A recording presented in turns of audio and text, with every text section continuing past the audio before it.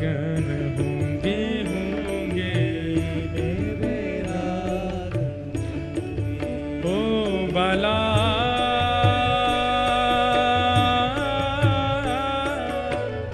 मैं बैरागन होंगी होंगी मैं बैरागन होंगी होंगी मैं बैरागन होंगी मैं बैरागन होंगी होंगी मैं बैरागन। और ओ प्राण हमारा वहाँ बसत है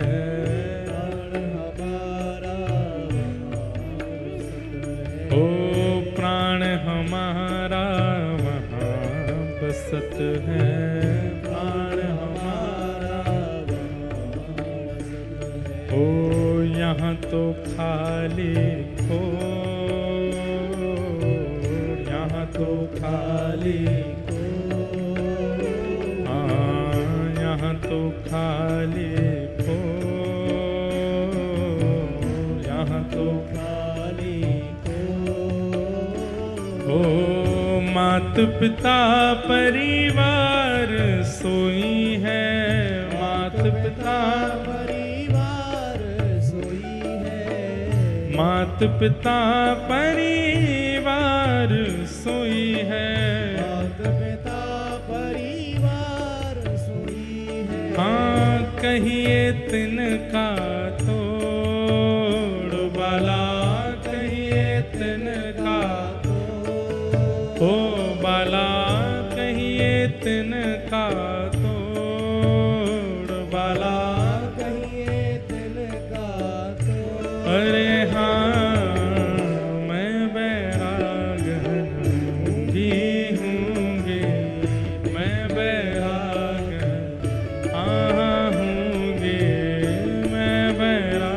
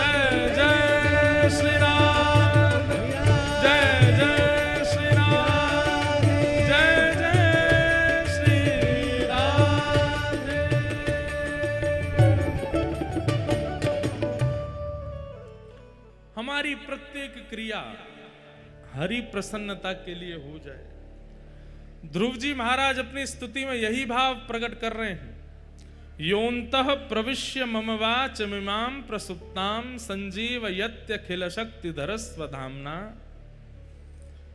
अन्यांश हस्त चरण श्रवणत्वगादीन प्राणान नमो भगवते पुरुषाय तुभ्यम। अपनी प्रत्येक इंद्रिय से ठाकुर जी को प्रणाम करना चाहिए। जिस इंद्रिय से आप ठाकुर जी का स्मरण नहीं करते हैं, पाप भी उसी इंद्रिय से आपके भीतर प्रविष्ट होते हैं। आप केवल दर्शन में रुचि रखते हैं, प्रसाद में रुचि नहीं रखते, तो निश्चित है जिह्वा से ही पाप भीतर जाएगा। आप दर्शन में रुचि रखते हैं, प्रसाद में रुचि रखते हैं, लेकिन कथा श्रवण में रुचि नहीं रखते, तो निश्चित है पाप प्रविष्ट यहीं से होगा। आप दर्शन में रुचि रखते हैं, प्रसाद में रुचि रखते हैं, श्रवण में भी रुचि रखते हैं, लेकिन ठाकुर जी की सेवा नहीं करते, तो निश्चित है कि आपके हस्त कमल ही पाप के मार्ग पर आपको ले जाएंगे। आप दर्शन में रुचि रखते हैं, श्रवण में रुचि रखते हैं, प्रसाद में रुचि रखते हैं, सेवा भी करते हैं, लेकिन प्रदक्षिणा नहीं करते हैं, तो आपके चरण ही पाप मार्ग की ओर ले जाएंगे। आप प्रदक्षिणा भी करते हैं, सेवा भी करते हैं, दर्शन भी करते हैं, श्रवण भी करते हैं, महाप्रसाद भी, लेकिन दंडवत प्रणाम नहीं करते, तो किसी भी इंद्रिय से, गुप्तांगों से, गुप्त इंद्रियों से आप पाप के भागी बन सकते हो। इसलिए सर्वांगीण अंग ठाकुर जी के सन्मुख अर्पित कर दो और किसी भी इंद्रिय को ठाकुर जी से दूर मत रहने दो। ये आज्ञा किसकी है? श्री ध्रुव जी महाराज की। अन्यांश हस्त चरण श्रवणत्वगादीन, त्वचा से भी भजन करो, ये कह रहे हैं। त्वचा से भजन कैसे करो? बंधुओं, ये जो तिलक धारण करते हैं, हम लोग तो एक तिलक धारण कर लेते हैं और बहुत जल्दीबाजी होती है तो पूर्ण तिलक भी धारण नहीं कर पाते, नहीं तो 12 तिलक धारण करने की आज्ञा दी गई है। अपनी त्वचा पर भी तुलसी धारण करो, तिलक धारण करो, दोनों भुजाओं पर, वक्ष पर, उदर पर, पीछे गर्दन पर, शिखा पर 12 तिलक होने चाहिए। इन अंगों पर, इस त्वचा पर धोती धारण करना, बगलबंदी धारण करना, भगवत प्रसाद माला धारण करना, यह भी त्वचा से किया गया भगवत भजन है। प्रत्येक इंद्रिय से ठाकुर जी को भजो। भगवान की मंगलमयी स्तुति गाकर के श्री ध्रुव जी महाराज ने ठाकुर जी को प्रसन्न किया। भगवान वहां से प्रस्थान कर गए। ध्रुव जी महाराज ने 36,000 वर्ष तक पृथ्वी पर राज्य किया। तत्पश्चात मृत्यु के सिर पर अपना पाद प्रहार करते हुए वैकुंठ को प्रस्थान कर गए। और आज भी ध्रुव जी महाराज पूरे विश्व को दर्शन देते हैं श्री ध्रुव लोक के रूप में, जिसे हम ध्रुव तारा कहते हैं। वास्तव में ध्रुव लोक है, वहां पर ध्रुव जी महाराज विराजमान है। ऐसा भजन किया ध्रुव जी महाराज ने कि उनको लोक की प्राप्ति हो गई। और ऐसा कहते हैं कि प्रलय कालीन समय में ब्रह्म लोक भी डूब जाता है, लेकिन ध्रुव लोक का कभी प्रलय नहीं होता। ध्रुव लोक सदा वैकुंठ की तरह विराजता है। कई भक्तों को ठाकुर जी जिन्हें वैकुंठ प्रदान नहीं करते, उन्हें ध्रुवलोक प्रदान कर देते हैं। अच्छा, हमारे पूज्य नाना जी एक बात कहते थे कि ध्रुव तारा का दर्शन हमेशा नहीं होता, ब्रह्म मुहूर्त में ही होता है। और ध्रुव तारे का जो स्वरूप है वो थोड़ा गोल्डन कलर का होता है। बाकी तारे आपको सफेद दिखाई देंगे, पर ध्रुव तारा थोड़ा आपको स्वर्ण के तरह टिमटिमाता है। ध्रुव तारा, हमारे पूज्य नाना जी कहते, लाला जिस भोर में काय को दिखे। मैंने कहा आप बताओ। तो कहते कि ठाकुर जी का नियम है, जैसे ठाकुर जी का नियम है कि ठाकुर जी मंगला में बद्रीनाथ में होते हैं, राजभोग में जगन्नाथ में होते हैं, फिर सभा देखने के लिए ठाकुर जी द्वारिका जाते हैं, और शयन के लिए ठाकुर जी रंगनाथ जाते हैं। ऐसे ही ठाकुर जी का भक्त लोकों का भी समय है। भक्त लोकों में ठाकुर जी जाते हैं, शिवलोक भी जाते हैं, ब्रह्मलोक भी जाते हैं, वैकुंठ लोक भी जाते हैं। पर जब हमारा ब्रह्म मुहूर्त होता है उस समय ठाकुर जी ध्रुवलोक जाते हैं, इसलिए ध्रुव तारा उसी समय दिखता है। तो ब्रह्म बेला में ध्रुव तारा का दर्शन करना मतलब आप साक्षात हरि को देख रहे हैं। उस समय हरि वहां विराजमान है। उस समय हरि कहाँ है? ध्रुवलोक में, उनका आप दर्शन कर रहे हैं। ध्रुव जी और ध्रुव जी के परिकर को दर्शन देने के लिए ठाकुर जी ब्रह्म मुहूर्त में जाते हैं, इसलिए ध्रुव तारा ब्रह्म मुहूर्त में ही दिखता है। अब साइंटिफिक रीजन तो चाहे जितने बना लो, पर भाव का दर्शन तो यही है कि ठाकुर जी उस समय जाते हैं, ध्रुव जी महाराज असंख्य दीपों से ध्रुव लोक को तैयार करते हैं, इसलिए ध्रुव तारा टिमटिमाता है मंगल बेला में, उस समय ठाकुर जी वहां होते हैं। ऐसे ध्रुव जी का चरित्र सुनाया। ध्रुव जी के वंश में आगे राजा अंग हुए, अंग के पुत्र बैन हुए, बैन के यहाँ भगवान पृथु के रूप में प्रकट हुए, जिनके कारण धरती को पृथ्वी कहा जाता है। भूगोल खगोल का वर्णन, नरकों का वर्णन करते हुए अजामिलोपाख्यान सुनाया गया। तत्पश्चात वृत्रासुर नाम के भक्त की कथा आई, जिन्होंने अपने स्तुति में भगवान को अति प्रसन्न किया। अहम हरे तव पादई कमूल दासानुदासो भवतास्म भूयः मनस्मरेता सुपतेर गुणांस्ते गृणीत वाक्कर्म करोतु कायः। वास्तव में जगन्नाथपुरी में हम अलग प्रकार की कथा कह रहे हैं। पिछले 3 दिनों से महाप्रभु जगन्नाथ जी का रसामृत चल रहा था, लेकिन आज हमें क्रम पूरा करना है, इसलिए जल्दी जल्दी हम सबका स्पर्श कर रहे हैं। ये सारी कथाएं कहीं कहीं विस्तार रूप से सुनाई जा चुकी हैं। अब वृत्रासुर स्तुति, ये वृत्रासुर स्तुति कुछ दिनों पहले ऑस्ट्रेलिया के मेलबर्न में कथा हो रही थी। वहां 3 दिन वृत्रासुर की स्तुति पर ही चर्चा हुई थी। बहुत अच्छी कथा हुई थी। आप सब लोग जिनको भक्ति पथ का अनुसरण करना है, उस कथा को जरूर सुनना है। कैसी सुंदर स्तुति गाते हुए श्री वृत्रासुर भगवान को प्रसन्न करते हैं।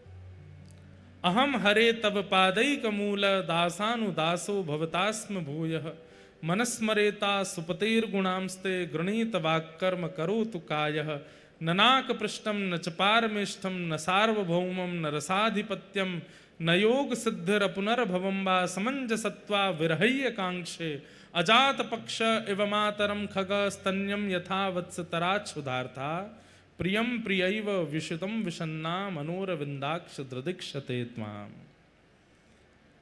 वृत्रासुर की स्तुति। तत्पश्चात भगवान के परम भागवत श्री प्रहलाद जी का चरित्र आया, जिनके लिए भगवान नृसिंह बनकर के प्रकट हुए। बंधुओं, दक्षिण भारत में नृसिंह भगवान का सुंदर स्थान है, परंतु अगर उत्तर भारत की बात करें और उत्तर भारत में पूरब पश्चिम और उत्तर तीनों को मिलाकर के बात करें, तो सबसे पहले नृसिंह देव की स्थापना श्री जगन्नाथ मंदिर में हुई है।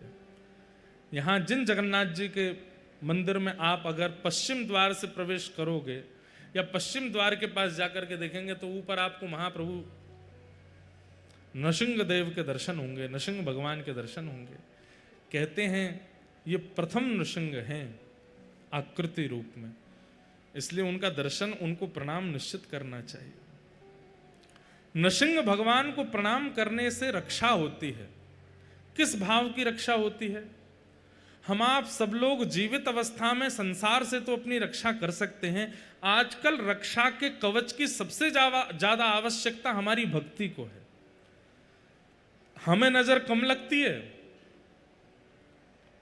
हमारी भक्ति को नजर बहुत ज्यादा लगती है। हमारे प्रेम भाव को नजर लगती है, प्रिय भाव को नजर लगती है, ठाकुर जी के प्रति जो हमारा समर्पण है उसको नजर बहुत लग जाती है। उसके लिए क्या करें? नृसिंह भगवान का नित्य स्मरण करो। नृसिंह भगवान भक्ति को नजर से बचाएंगे। भैया, शरीर को नजर लग गई तो केवल सिर में दर्द होएगा, रूप को नजर लग गई तो नेक सांवले है जाओगे, लेकिन अगर भक्ति को नजर लग गई तो ठाकुर जी से दूरी हो जाएगी। और ठाकुर जी से दूरी अगर है गई तो इससे बड़ा दुर्भाग्य इस संसार में जन्म लेने के बाद और कोई हो नहीं सकता। इसलिए नृसिंह भगवान का नित्य स्मरण केवल इसलिए करो कि हे नृसिंह भगवान, हमारी भक्ति की रक्षा करना, इसको नजर ना लगे। कौन नजर लगाता है भक्ति को? माया।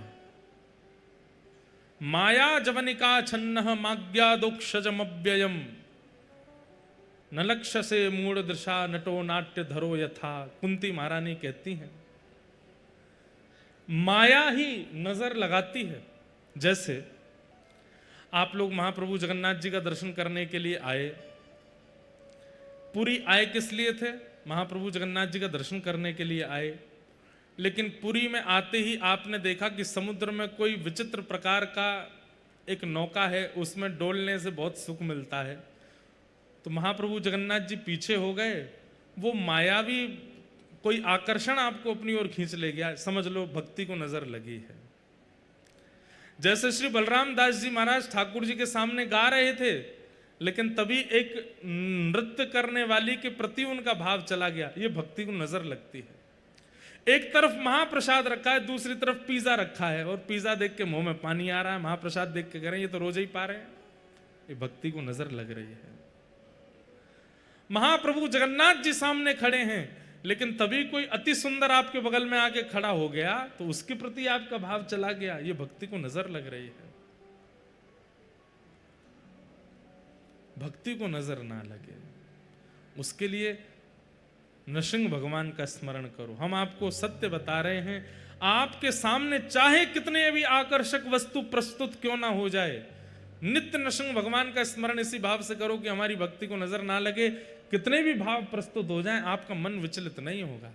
महाप्रभु जगन्नाथ जी जब सामने आएंगे, तब कौन बगल में आया, कौन इधर खड़ा था, कौन पीछे, आपको पता ही नहीं चलेगा। तब केवल महाप्रभु जी दिखेंगे।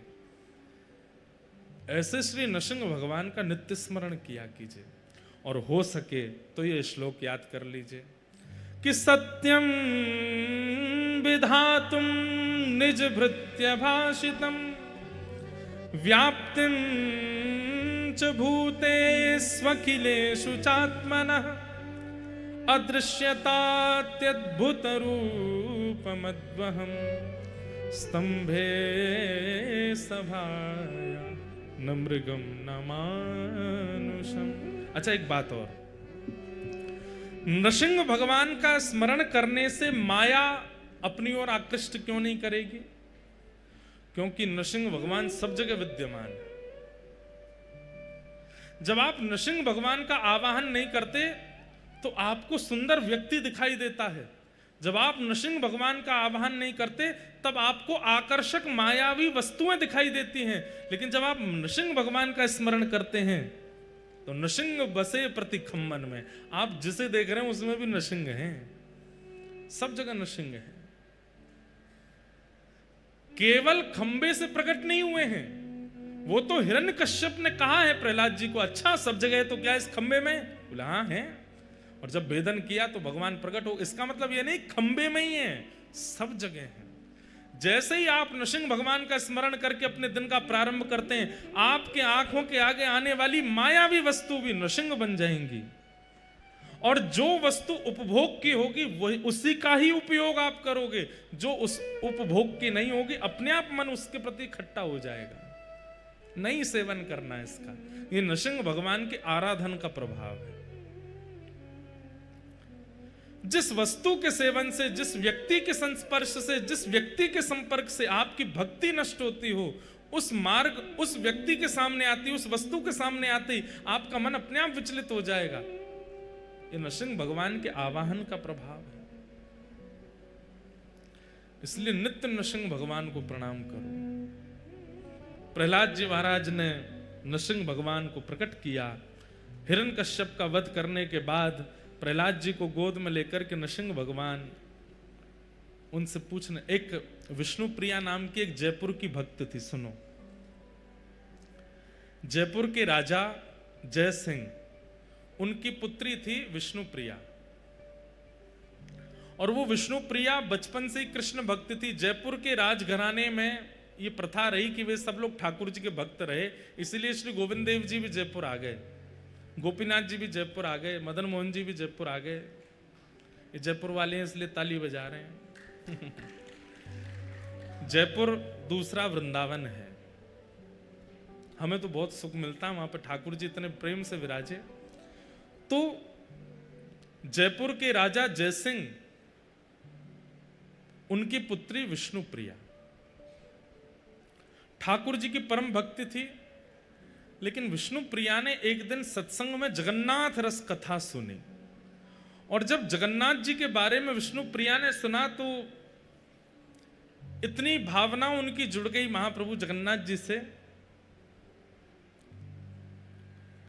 अब तो वे अनुचरों को भेजने लगे, दर्शन करने भी गई, जगन्नाथ जी का दर्शन करके आनंदित हो गई। वो पद है ना, मेरो मन गिरधर छवि पे अटक्यो, ऐसे विष्णु प्रिया के साथ हुआ। वो जब महाप्रभु जगन्नाथ जी का दर्शन करने आई तो मेरो मन जगन्नाथ में अटको, वो जगन्नाथ जी की ऐसी प्रिय हो गई कि उन्हें महाप्रभु जगन्नाथ जी की याद आती रहती थी। इतनी स्मृति हुई कि एक बार उन्होंने किसी संत से कहा कि मैं क्या करूं, मुझे जगन्नाथ जी की बहुत याद आती है, पर इतना दूर है, एक तो श्री क्षेत्र, पिताजी साल में एक बार तो अनुग्रह करके ले जाएंगे लेकिन बार बार नहीं जाने देते। तो किसी संत ने कहा नित्य ही कोई ना कोई जगन्नाथपुरी जाता है, आप पत्र लिख करके जगन्नाथपुरी भेजो। विष्णु प्रिया ने पत्र लिखे और उन पत्रों में अपना प्रेम प्रकट किया जो वो जगन्नाथ जी को कहना चाहती हैं, और उन समस्त पत्रों को इकट्ठा करती रहीं कि जब कोई मिलेगा कि जगन्नाथपुरी जा रहे हैं तो उसको दे देंगे। तब राजा ने अपने ही एक सेवक को आज्ञा की कि हमारा बहुत मन हो रहा है कि महाप्रसाद का भोग आवे जगन्नाथपुरी से, तुम जगन्नाथपुरी जाओ और वहां से महाप्रसाद लेके आओ। विष्णु प्रिया को जब ये बात पता चली तो उसने सारे पत्र इकट्ठे करके एक लिफाफे में डाल करके उस सेवक को दे दिए। राजा ने स्वर्ण मुद्रा अलग दी, विष्णु प्रिया ने स्वर्ण मुद्रा अलग दी, बोले मेरी तरफ से है, पिताजी ने जो तुमको आज्ञा दी तुम उसको करना, पर मेरे पत्र महाप्रभु जी को पहुंचा देना। तो अनुचर है। स्वर्ण मुद्रा लेने के बाद चल रहा था, घोड़े पे बैठ करके थोड़ी देर बाद लगा बहुत भार हो गया है, देखूं क्या क्या सामग्री ऐसी जो काम की नहीं उनको फेंक दूं। उसने वो पत्र निकाला, खूब सारे पत्र थे, एक दो पत्र पढ़ा तो जोर जोर से हंसने लगा। ये भगवान तो पूजने की वस्तु है, ये क्या प्रेम पत्र जैसे लिख दिए हैं, और वो पत्र वहीं फेंक दिए बीच मार्ग में। और अनुचर निकल पड़ा जगन्नाथ जी की यात्रा के लिए। जैसे ही वो जगन्नाथपुरी पहुंचा, कहते हैं रात भर उसको नींद नहीं आई। क्यों नींद नहीं आई? कि वो तो जगन्नाथपुरी आ गया, लेकिन महाप्रभु जी जिन पत्रों की प्रतीक्षा कर रहे थे वो पत्र लेकर के नहीं आए। महाप्रभु जी को नींद नहीं आ रही है कि मेरे पत्र आए होंगे, कहां हैं वो, अभी तक नहीं दिए इसने। ब्रह्म मुहूर्त में जैसे ही उसके नेत्र बंद हुए तो जगन्नाथ महाप्रभु रुदन करते हुए उसको दिखाई दिए और बोले तुमने अपने मतलब की वस्तु, अपने मतलब की सामग्री तो तुमने अपनी जेब में रख ली, और मेरी मतलब की वस्तु जो तुम जयपुर से लेके आए थे वो तुमने बीच रास्ते में फेंक दी। ये तुमने अच्छा नहीं किया। कल सुबह मेरा दर्शन करने जरूर आना और तुम्हें कल पता चलेगा कि मुझे क्या प्रिय है। तुम्हारे मन में यह भावना है कि केवल स्वर्ण चांदी के आभूषण, पुष्पों के आभूषण, सुंदर सुंदर ये सामग्रियां ही मुझे प्रिय लगती हैं, तो कल सुबह दर्शन करने आना। वो अनुचर जैसे ही महाप्रभु जगन्नाथ जी का दर्शन करने के लिए गया तो क्या देखता है, महाप्रभु जगन्नाथ जी ने विष्णु प्रिया के द्वारा लिखे गए जितने पत्र थे उन पत्रों की ही माला अपने गले में धारण कर रखी है, एक एक पत्र अपने गले में पहन रखा है। स्वयं गए और जहां पत्र पड़े थे स्वयं महाप्रभु जी लेकर के आए। इतने प्रिय लगते हैं ठाकुर जी को। हम तो निवेदन करते हैं कि बहुत स्मृति होती है तो जाना आवश्यक नहीं है, ठाकुर जी के लिए पत्र लिखो। आजकल अब ठाकुर जी पे व्हाट्सएप तो है नहीं कि आप जगन्नाथ जी को व्हाट्सएप कर दो, इंस्टाग्राम डीएम कर दो, फेसबुक पे भेज दो, कुछ पत्र लिखो और महाप्रभु जी को भेजो। हम आपसे सत्य कह रहे हैं, महाप्रभु जी पढ़ते हैं और पढ़ करके आपके समस्त भावों को स्वीकार करते हैं। बस प्रस्तुत करने वाला होना चाहिए। प्रहलाद जी महाराज ठाकुर जी से अति प्रसन्न है। ठाकुर जी ने अपनी गोद में प्रहलाद जी को बिठा करके कहा कि प्रहलाद यदि आने में विलंब किया हो तो क्षमा करना। प्रहलाद जी महाराज बोले नहीं प्रभु, आपने विलंब नहीं किया है, आप तो अपने समय से पधारे, पर मैंने ही शायद याचना में थोड़ा विलंब किया, इसलिए आपको आने में समय लगा। भगवान ने प्रहलाद जी को आश्वासन देकर के, अपनी भक्ति का वरदान देकर के वहां से प्रस्थान किया। बोलो नृसिंह भगवान की। तत्पश्चात अन्य अन्य भाव सुनाए गए, बलि वामन अवतार की कथा सुनाई गई और गजेंद्र मोक्ष उद्धरण की कथा सुनाते हुए नवम स्कंद में सूर्यवंश के राजाओं का चरित्र सुनाया, गंगा जी के प्रादुर्भाव का विषय सुनाया और इन्हीं वंश कथाओं में प्रभु श्री राम के प्रादुर्भाव का चरित्र आया कि गुरुवर थे त्यक्त राज्यो व्यचरित अनुवनम पद्म पद्भ्याम प्रियाया पाणिस्पर्शा क्षमाभ्याम रजत पथरुजो यो हरिन्द्रानुजाभ्याम वैरूप्या शूर्पणख्या प्रिय विरहरुष रोपितब्रूबिजम्भ तस्ताब्धबद्ध सेतु खलदवदहन कौशलेन्द्रोवतान्। भगवान प्रभु श्री राम का प्रादुर्भाव हुआ। एक श्लोकीय राम कथा यहां पर सुनाई गई और उस एक श्लोकीय राम कथा के द्वारा हम प्रभु श्री राम को बारंबार वंदन करते हैं।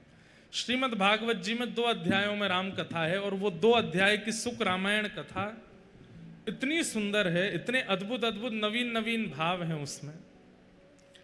ये जगन्नाथ जी राम भी हैं, ये जगन्नाथ जी श्री कृष्ण भी हैं, नारायण तो वो हैं ही। इन्होंने राम रूप में दर्शन कराए गोस्वामी तुलसीदास जी महाराज को। जब गोस्वामी तुलसीदास जी इनको देख करके घबरा गए, बोले अरे ये कैसे परमात्मा, इनके हाथ नहीं, पैर नहीं, मुख नहीं। गोस्वामी जी यहां से जाने लगे तो बीच मार्ग में ही जगन्नाथ जी प्रकट हो गए और श्री राघव रूप में प्रकट होकर के बोले, एक तो खुद हमारे ऐसे रूप का वर्णन कर देते हो और फिर खुद ही देख के घबरा जाते हो। गोस्वामी जी बोले, ऐसे रूप का वर्णन मैंने कब किया? तब ठाकुर जी बोले, बिन पग चलहि सुनहि बिन काना। किसने लिखी ये चौपाई? गोस्वामी जी बोले, ये तो हमने लिखी है। तो फिर बिना पैर के मुझको देख करके तुम घबरा क्यों रहे हो? आपको पता महाप्रभु जगन्नाथ जी प्रसाद कैसे पाते हैं? ये आजान बाहु हैं, इनकी ऐसी भुजा क्यों है? ताकि मेरे समीप आने की इच्छा भी कोई रखता हो, किसी के मन में ये भाव हो कि पास जाके ही हमारा भोग स्वीकार होगा, पास जाके ही दर्शन स्वीकार होगा, उसको संकेत करते हैं महाप्रभु जी। चिंता नहीं करो, मेरे हाथ लंबे हैं, तुम जहां से प्रस्तुत करोगे वहीं मेरे हाथ आकर के सब ग्रहण कर लेंगे। इसीलिए गरुण स्तंभ के पीछे भोग मंडप है ना, गरुण स्तंभ के पीछे है ना भोग मंडप, वहीं भोग धरा जाता है ना। महाप्रभु जी का भोग वहीं रखा, जहां से आप लोग दर्शन करते हैं उसके भी पीछे भोग मंडप है, वहां महाप्रभु जी का भोग पधराया जाता है। महाप्रभु जी कैसे पाते हैं? बीच के सब लोग फिर जब बंद हो जाते हैं तो ऐसे ही पाते हैं, दूर दूर से उठा उठा के पाते हैं। आजान बा, लंबी भुजाएं महाप्रभु जी की। बिना करके सब क्रिया भी करते हैं, बिना कान के सुनते भी हैं, बिना पैर के चलते भी हैं। एक प्रकार से जगन्नाथ महाप्रभु ने गोस्वामी तुलसीदास जी से कहा, तुमने जैसा मेरा वर्णन किया है मैंने वैसा ही रूप धारण किया। खुद ही घबरा रहे हो देख करके। फिर गोस्वामी जी दर्शन करने के लिए गए और देख करके आनंदित हो गए, बोले जय हो प्रभु, मुझसे गलती हो गई, मैंने ही ऐसे रूप का वर्णन किया है और मैं ही घबरा रहा हूं। तो महाप्रभु जी राम रूप में भी दर्शन देते हैं और संभवतः या तो साल के श्रृंगारों में या पता नहीं कब महाप्रभु जी धनुष बाण भी धारण करते हैं। साल में होता है, करते तो हैं धारण, हाँ कभी करते हैं, धनुष बाण भी धारण करते हैं। हाँ? पौष में, पौष मास में एक तो हमारे पंडित जियों को पता नहीं कहां से खबर मिलती है, ये खुद हमारे संग रहते हैं, इनको कौन बता देता है। अच्छा, तो महाप्रभु जी धनुष बाण भी धारण करते हैं, राम वेश में भी आते हैं, और श्री बलभद्र जी महाराज लक्ष्मण वेश धारण करते हैं, ऐसे रूप में भी दर्शन होता है। ऐसे प्रभु श्री राम को हम बारंबार प्रणाम करते हैं। तत्पश्चात भगवान के चंद्रवंश की कथा सुनाई गई, और इसी चंद्रवंश में भगवान श्री कृष्ण रूप में प्रकट हुए। 2 श्लोकों में संपूर्ण कृष्ण कथा सुनाई। आकाश में बादल गरज रहे हैं, जैसे श्री ठाकुर जी के प्रादुर्भाव के समय गर्जना हो रही थी, मंदम मंदम जलधारा गिर रही थी, वैसा ही मौसम संभवतः बाहर प्रकट हो रहा है। हमें आवाज आई है 1-2 बादलों के गरजने की, तो संभवतः ये केवल कथा प्रवचन मात्र नहीं हो रहा है, ये माहौल बनकर के मानो महाप्रभु जगन्नाथ जी उसकी स्वीकृति भी दे रहे हैं कि तुम यहां जन्म करो, हम जन्म के समय की पूरी व्यवस्था भी कर देंगे। तो निश्चित है कि महाप्रभु जी आज आज बहुत सुंदर हमें महाप्रभु जगन्नाथ जी का एक स्वरूप मिला। कैमरा वाले भैया दिखाओ, भागवत जी के इस तरफ बैठे, अब दिखेगा तो पीछे वालों को, जो आगे वाले वो ऐसे देख लो, छोटे से जगन्नाथ जी कैसे बढ़िया लंबोदर बन के बैठे हैं, प्रेम से हाथ में शंख और चक्र लेकर के, कितना सुंदर स्वरूप है। आहा, सुख आसन में बैठे। कोई 1 महीने की ऐसी तिथि आती है, उन तिथि में माँ यशोदा ही महाप्रभु जगन्नाथ जी की रसोई बनाती हैं। उस समय लक्ष्मी जी कहते हैं, लक्ष्मी जी मायके गई हैं, पुरुषोत्तम मास, पौष मास, उसमें यशोदा मैया रसोई बनाती है, और रात्रि 2:30-3 बजे ही महाप्रभु जी बाल भोग पा लेते हैं। मेरे मन में ऐसी भावना आई, 2:30-3 बजे क्यों बाल भोग पाते होंगे? तो मन में ऐसी भावना आई कि श्री यशोदा मैया जब रसोई संभालती हैं तो महाप्रभु जी लाला बन जाते होंगे, और बालकों का स्वभाव होता रात में 2 बजे उठ के रोते हैं, भूख लगी कुछ खवाओ तो उठ के महाप्रभु जी थोड़े रोदन करते होंगे, मैया अब पत्नी वारे नहीं, अब मैया वारे। 1 महीना यशोदा मैया ही सेवा में रहती हैं रसोई घर की, और कहते हैं कि प्रथम पक्षी के चहकने से पहले महाप्रभु जी बाल भोग कर लेते हैं। उसके पीछे कारण तो यहाँ का कुछ होगा, पर मुझे ऐसा लगा इतनी रात्रि में महाप्रभु जी क्यों पा लेते हैं?